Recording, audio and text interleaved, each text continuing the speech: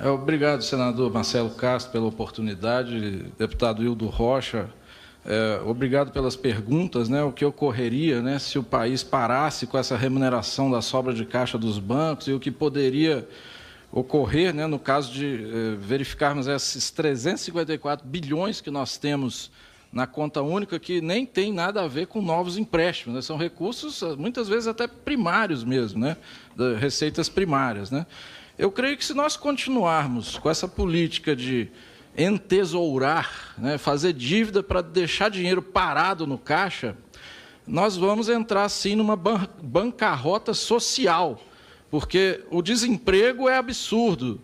E gente desempregada não contribui para a Previdência, a empresa, quando não contrata, quando demite, diminui a sua produção, não contribui com tributos. Então, se a gente não mudar essa política, vamos continuar aqui eternamente a discutir, talvez ano que vem, depois, daqui 2 anos, vamos continuar debatendo aqui como é que se cumpre a regra de ouro, sem mudar essa política que deixa mais de 1 trilhão de sobra de caixa de banco no Banco Central, remunerando, gastando 1 trilhão em 10 anos em juros com operações compromissadas, ou seja, são diversos trilhões aí de dívidas que surgem para pagar juros, dívida para entesourar no Caixa Único, tem lá mais de 600 bilhões no Caixa Único, parados sob a justificativa de fazer colchão de liquidez para pagar dívida. Por quê? Porque tem a emenda constitucional 95 que não deixa esses recursos ser investidos.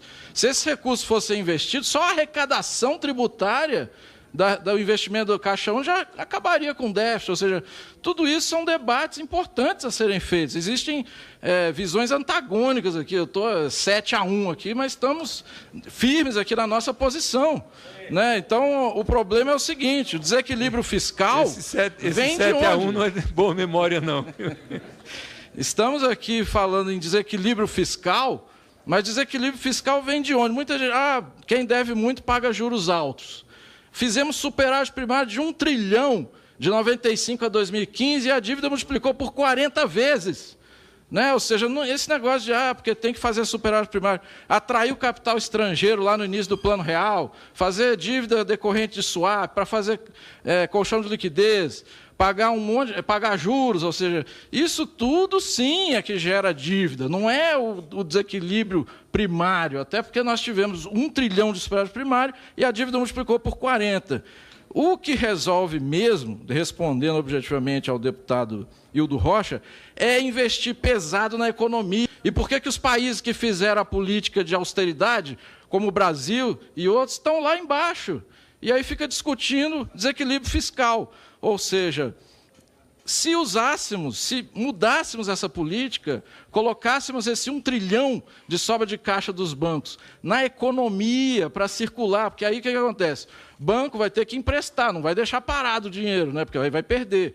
Para emprestar esse 1 trilhão, mais de 1 trilhão no caixa dos bancos, teria que abaixar os juros, é óbvio. Por que os juros hoje no mercado é tão alto para as pessoas e empresas? Porque os bancos têm a opção de entregar para o Banco Central. Aí falar, mas se não tiver isso, vai dar inflação. Estados Unidos, o que fez? Botou trilhões lá.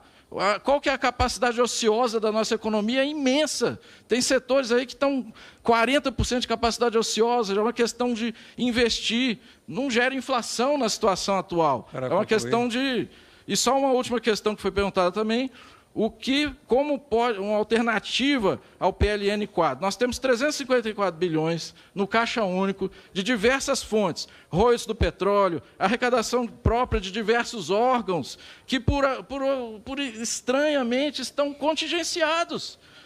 Por exemplo, o dinheiro da ANM, por exemplo, que fiscaliza as barragens de rejeito, tinha lá 1 bilhão no caixa e só pode usar 300. E aí tivemos o que tivemos. Então, estou falando um exemplo aqui.